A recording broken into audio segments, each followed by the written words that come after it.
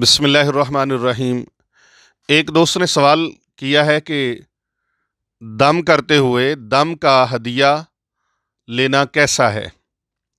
لوگ دم درود کرواتے ہیں اور کئی پیر صاحبان اس کا ہدیہ لیتے ہیں، تو یہ ہدیہ لینا کیسا ہے اسلام کے اعتبار سے بتائیے۔ حضرت سیدنا ابو سعید خدری رضی اللہ تعالی عنہ آپ سے مروی ہے کہ ہمیں رسول اللہ صلی اللہ علیہ وآلہ وسلم نے 30 افراد کی جماعت کی صورت میں ایک جنگی مہم پر روانہ کیا۔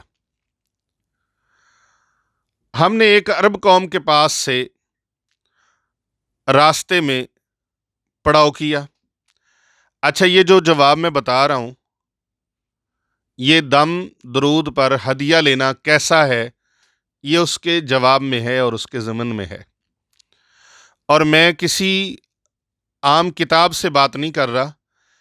مفسرین کرام نے اس کو تفاسیر میں بیان کیا ہے اور بہت سی کتب احادیث میں یہ واقعہ موجود ہے۔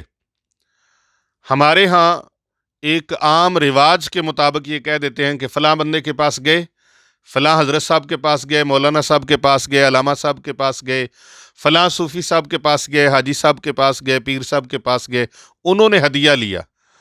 اور یہ ہدیہ لینا کیسا ہے؟ ہدیہ دے بھی دیا، پھر ہدیے پر پریشان بھی ہو گئے۔ تو بھئی اس کے اوپر مکمل طور پر یہ گفتگو آپ اپنے ذہن میں بٹھا لیں کہ دم درود اور دعا اس پر ہدیہ لینا کیسا ہے۔ تو آقا کریم صلی اللہ علیہ وآلہ وسلم کا یہ واقعہ، جسے حضرت ابو سعید خدری رضی اللہ تعالی عنہ نے روایت فرمایا، آپ فرماتے ہیں آقا کریم صلی اللہ علیہ وآلہ وسلم نے ہم 30 افراد کی جماعت کو ایک جنگی مہم پر روانہ فرمایا۔ ہمارا راستے میں ایک عرب کی قوم کے پاس سے گزر ہوا اور وہاں ہم نے پڑاؤ کیا۔ ہم نے ان سے بطور مہمان نوازی کھانے کے لیے کچھ مانگا، سوال کیا کہ ہمیں کھانے کے لیے کچھ دیجیے۔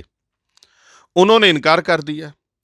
ان کے سردار کو اتفاق سے کسی چیز نے ڈس لیا، اسی قبیلے کے سردار کو کسی چیز نے ڈس لیا۔ وہ ہمارے پاس آئے اور کہنے لگے کہ تم میں کوئی بچھو کے کانٹے پر دم کرنا جانتا ہے؟ کسی کو علم ہے کوئی دم کر سکتا ہے؟ تو حضرت ابو سعید خدری رضی اللہ تعالیٰ عنہ فرماتے ہیں کہ میں نے کہا ہاں میں دم کر سکتا ہوں، لیکن میں اس وقت تک ایسا نہیں کروں گا جب تک تم ہمیں کھانے کو کچھ نہ دے دو۔ تو وہ کہنے لگے ہم تمہیں کیا دیں؟ تو فرمایا مختلف الفاظ ہیں۔ ایک روایت کے اندر اس طرح الفاظ ہیں کہ انہوں نے خود ہمیں کہا کہ ہم تمہیں 30 بکریاں دیتے ہیں۔ ایک ریوڑ بکریوں کا یہ ذکر بھی آیا ہے ایک روایت کے مطابق، اور عرب دستور کے مطابق ایک ریوڑ 40 بکریوں کا ہوتا ہے۔ تو با الفاظ مختلف، کسی میں 30 اور کسی میں 40، تو یہ طے ہو گیا کہ اتنا جو ہے وہ دیں گے، 40 بکریاں یا 30 بکریاں۔ روایات کے الفاظ کے اختلاف کے ساتھ 30 یا 40 تو بکریاں دیں گے، آپ ہمارے سردار کو دم کر دیں۔ تو آپ فرماتے ہیں میں نے اس پر دم کرنا شروع کر دیا۔ میں نے بچھو کے کاٹے ہوئے حصے پر جب دم کیا تو میں نے دم میں 7 مرتبہ الحمد شریف پڑھی، یعنی سورۃ الفاتحہ، اور وہ آدمی شفا یاب ہو گیا۔ ہم نے وہ بکریاں ان سے لے لیں اور انہوں نے ہمیں وہ بکریوں کا ریوڑ دے دیا، اور مگر ہمارے دل کے اندر ایک کھٹکا سا پیدا ہوا۔ ہم نے ہاتھ روک لیا۔ جب ہم نبی پاک صلی اللہ علیہ وآلہ وسلم کی خدمت اقدس میں حاضر ہوئے تو سارا ماجرا عرض کیا، تو آپ صلی اللہ علیہ وآلہ وسلم نے فرمایا کیا تم نہیں جانتے کہ ایک دم ہے، یہ بکریاں تقسیم کر لو اور میرا بھی کچھ حصہ بناؤ۔ اسے بخاری و مسلم، ابو داؤد شریف، ترمذی شریف، ابن ماجہ شریف اور مسند احمد نے نقل کیا ہے، اور اس حدیث سے قرآنی دم اور تویز کا جواز بھی ثابت ہو جاتا ہے۔ یعنی ایک روایت کے مطابق پھر اس طرح سے الفاظ بھی ہیں، اسے شمع شبستان سیفیہ کے اندر بھی درج کیا گیا ہے، جو کہ بہت بڑی کتاب ہے، تقریباً کوئی 1400 سے ابو اس کے صفحات ہیں، 1500 کے قریب صفحات پر مشتمل ہے، بہت بڑے سائز کی ایک جامع کتاب ہے شمع شبستان سیفیہ۔ اس کتاب کے اندر اس پر پوری ڈیٹیل کے ساتھ لکھا گیا ہے۔ تو 40 بکریاں یا 30 بکریاں وہ انہوں نے دم کی دیں، اور آقا کریم صلی اللہ علیہ وآلہ وسلم نے فرمایا دم کیا کیا تھا؟ یہ دوسری روایت میں بتا رہا ہوں، دم کیا کیا تھا تم لوگوں نے؟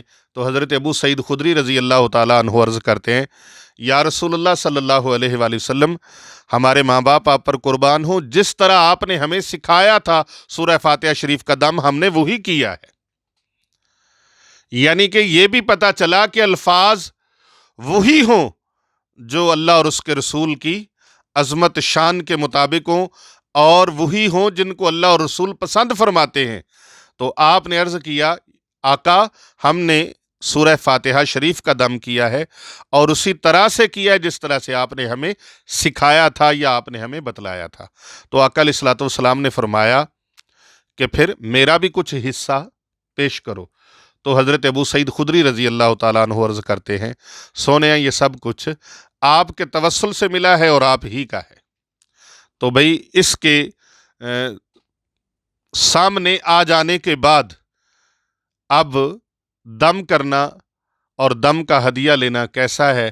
تو اس کے جواز میں میرا خیال ہے کہ اس سے بڑی اور حدیث پاک کوئی نہیں ہے، کہ سیاستہ شریف کی مکمل کتب جو ہیں وہ اس پر واضح طور پر پیش فرما رہی ہیں، اور آقا کریم صلی اللہ علیہ وآلہ وسلم کے فرمان عالی شان کے سامنے آ جانے کے بعد پھر کسی قسم کا بھی کوئی مومن مسلمان اس سے اختلاف نہیں کر سکتا۔